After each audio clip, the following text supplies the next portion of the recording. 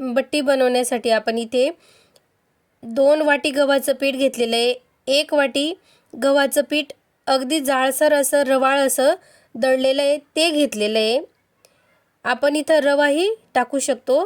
त्यात आपण मीठ, हळद, तेल आणि ओवा घेतलेला आहे। त्या अशा दोघं हातात चुरून ह्या पिठात टाकायच्या। जिरे लसणाची पेस्ट टाकायची आहे। घट्टसर असा गोळा मळून घ्यायचा आणि 5 ते 7 मिनिटं रेस्ट करायला ठेवायचं। नंतर आपण डाळ शिजवायला घेणार आहेत। त्यासाठी 1 वाटी डाळ घेतलेली आहे। गरम पाणी झाल्यानंतर आपण डाळ टाकून द्यायची आहे। त्याच्यात आपण चवीपुरता मीठ, हळद आणि तेल टाकलेलं आहे आणि 3 ते 4 शिट्ट्या होईपर्यंत शिजवून घेणार आहेत। नंतर आपण मळून घेतलेला गोळा हा त्याच्यातून 4 ते 7 एवढे गोळे तयार होतात। ते आपण मध्यम आकाराचे तयार करून घ्यायचे आणि चपातीसारखं मध्यम आकारात आपण लाटून घ्यायचे। नंतर मध्यभागी तेल किंवा तूप लावून आपण रोल करून घ्यायचं आहे।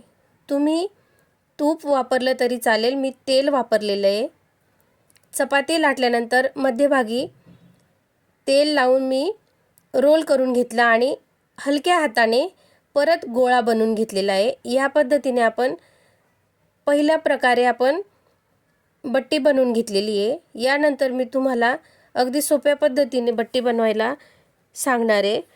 त्या पद्धतीनेही तुम्ही बनवू शकता। अगदी घाई असल्यावर तुम्ही या पद्धतीने सुद्धा बनवू शकता। मी मध्यम आकाराचे 4 पोळ्या बनवून घेतलेल्या आहेत आणि त्या एकावर एक लेयर ठेवलेला आहे। मध्ये तेल लावलेलं आहे आणि सिंपल असा रोल करून घ्यायचा।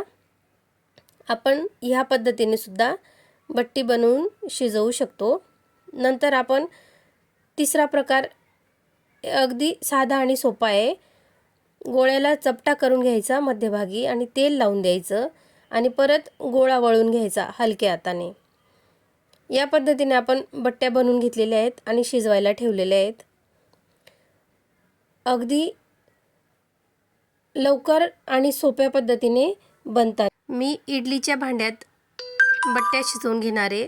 तुम्ही कढईत पाणी ठेवून पण शिजवू शकता।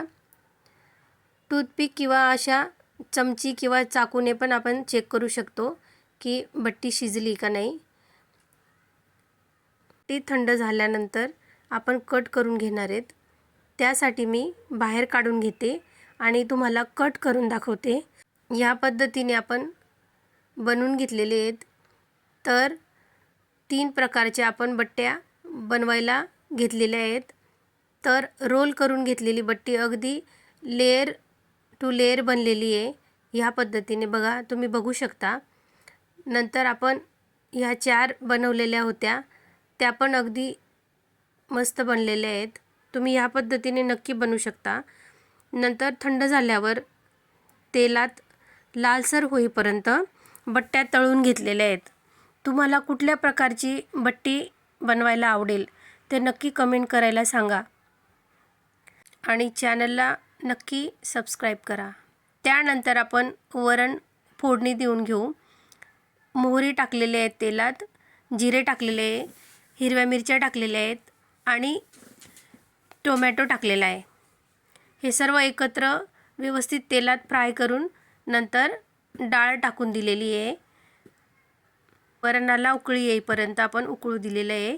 नंतर आपण ह्या पद्धतीने बट्ट्या बनवून घेतलेल्या आहेत। अगदी खमंग आणि खुसखुशीत अशा आपल्या बट्ट्या बनलेल्या आहेत। अगदी कमी वेळात वरण आणि तुपाची धार अगदी टेस्टी अशी बट्टी बनलेली आहे।